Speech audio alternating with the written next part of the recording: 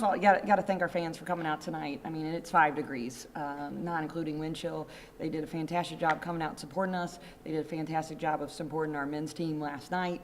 I know our men wish they could replay their game, and I know we wish we could replay ours already.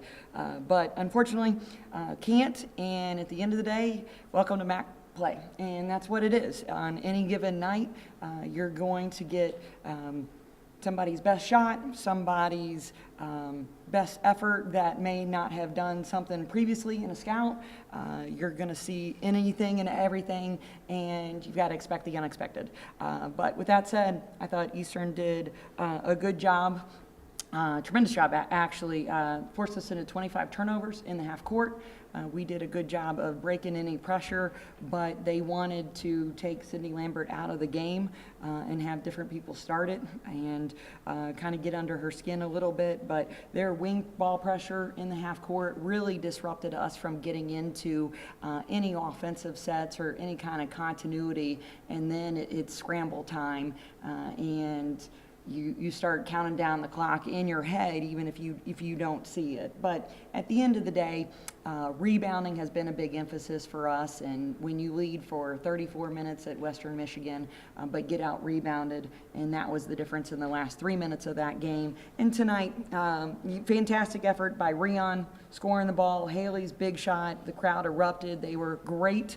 Really didn't want to call a timeout and have him set up something offensively. Wanted to play it out because I thought our fans were into it. And we got the initial stop. Got the second initial stop after giving up an offensive rebound. Got another stop. And then they throw up that last bucket was just a teardrop that went in. So we were fortunate to try to have some timeouts left to try and get a quick tip in at the other end, but we were unable to do so. But if we get one defensive rebound, it's a different game because we've got some timeouts to use at the end to call something. But I felt confident that we would let the game play out and then go into overtime. But to their credit, it's very difficult to box out and get a rebound at the end of the game because everybody on the court becomes a spectator, and you do this, did it go in or not? And you watch. And our kids know that, and we've talked about that ad nauseum at the end of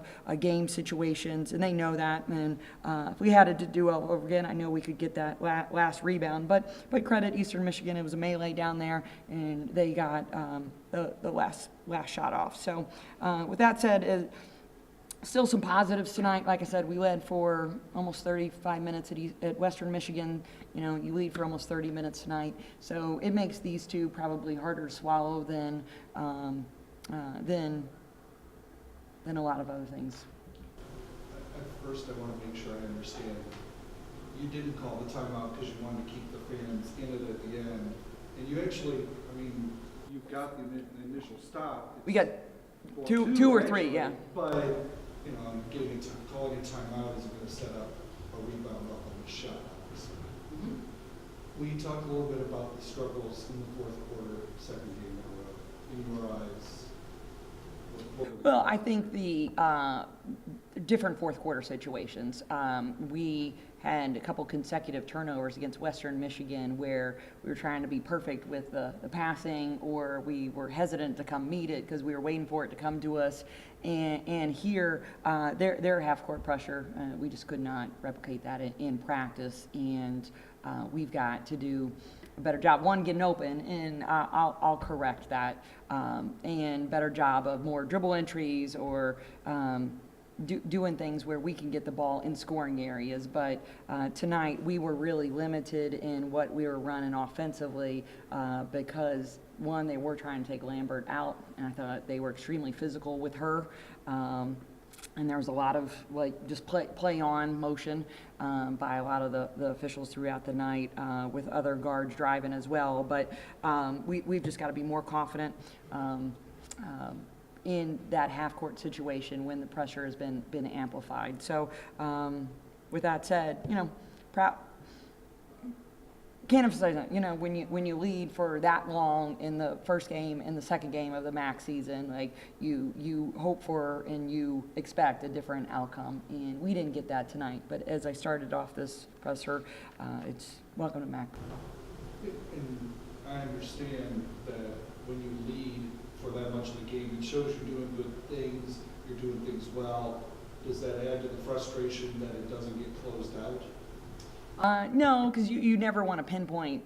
You never know when that like one play happens. You know, people will look at the fourth quarter, but you look at the last, 40 seconds of the second quarter going into halftime. You know, we gave up 5-0 run right there, and now you go in just like feeling really good to feeling like, okay, thank God the quarter's over.